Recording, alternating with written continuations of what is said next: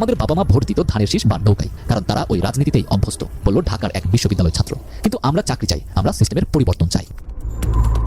তরুণ ভোটাররা যদি ঐক্যবদ্ধ হয় তবে তারা নতুন শক্তি আনতে পারবে। কিন্তু বড় প্রশ্ন হলো, তারা কি আদৌ ঐক্যবদ্ধ?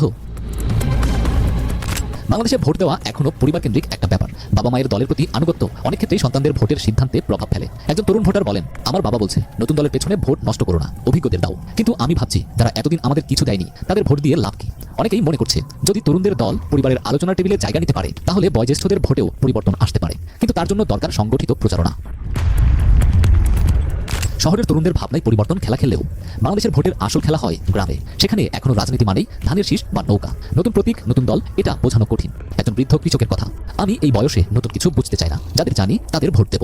এটাই হলো নতুন শক্তির সবচেয়ে বড় বাধা। তারা কি গ্রামে সংগঠিত হতে পারবে? বয়স্কদের মন জয় করতে পারবে? বিএনপি এবং অন্যান্য বড় দলগুলোর গ্রাম পর্যায়ে সাংগঠনিক শক্তি আছে, যা নতুন শক্তির নেই। একজন রাজনৈতিক বিশ্লেষকদের মতে, যদি নতুন দলগুলো সত্যি পরিবর্তন চায় তাহলে তাদের গ্রামে যেতে হবে। শুধু সোশ্যাল মিডিয়ায় প্রচারণা করে কিছু হবে না। নতুন দলকে